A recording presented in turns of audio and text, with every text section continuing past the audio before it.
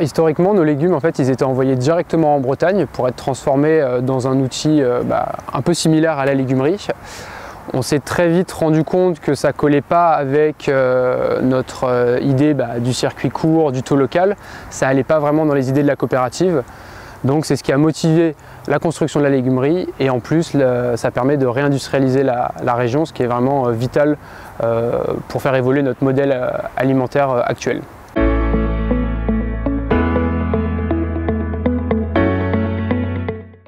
Alors déjà, l'intégralité de nos produits sont cultivés ou produits en Île-de-France. Du coup, on est évidemment tributaire du climat, des aléas météorologiques. On a un terroir qui a ses forces et ses faiblesses, donc on se focalise sur les produits qui poussent bien dans la région et qui sont en plus rémunérateurs pour nos producteurs. Il faut que ces produits leur permettent de vivre de leur métier.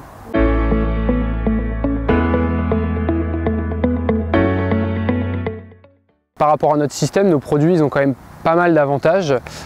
Déjà, comme je le disais, c'est des produits locaux, donc produits en Île-de-France, quand même à une certaine proximité. On fait du circuit court. La coopérative, c'est le seul intermédiaire entre les producteurs et le client final. Et ensuite, c'est des produits qui permettent tout simplement à des agriculteurs et des agricultrices de la région de vivre de leur métier.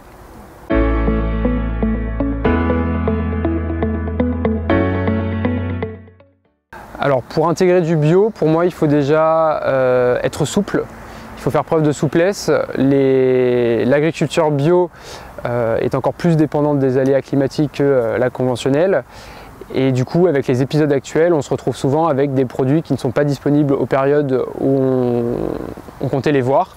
C'est pour ça qu'il faut savoir réadapter ses menus, trouver des nouvelles recettes, ce qui rejoint directement mon second conseil, donc un conseil d'innovation.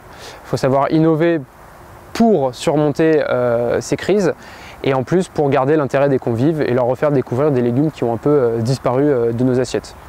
Et enfin, il y a un réel enjeu d'éducation, à mon sens, sur la restauration collective, et encore plus la restauration collective scolaire. Il faut réhabituer les jeunes et les gens de tout âge à avoir des produits moins parfaits visuellement, mais qui ont un impact positif sur l'environnement, sur la santé et évidemment sur le goût.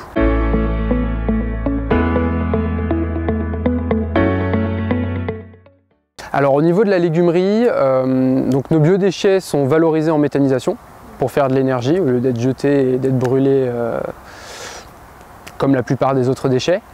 On peut le voir aussi, on essaie de limiter l'entretien de nos espaces verts pour favoriser de la biodiversité sur le site. Ça passe aussi par l'implantation de 2 ruches qui sont aujourd'hui gérées par un apiculteur indépendant. Et enfin au quotidien, sur notre process, on essaie de valoriser au maximum les produits considérés comme moches, donc qui ont des défauts visuels mais qui n'impactent pas l'aspect sanitaire ou gustatif. Et du coup ces produits, on essaie de les valoriser au maximum, quitte à perdre un peu en efficacité ou en rendement pour limiter le gaspillage en fait.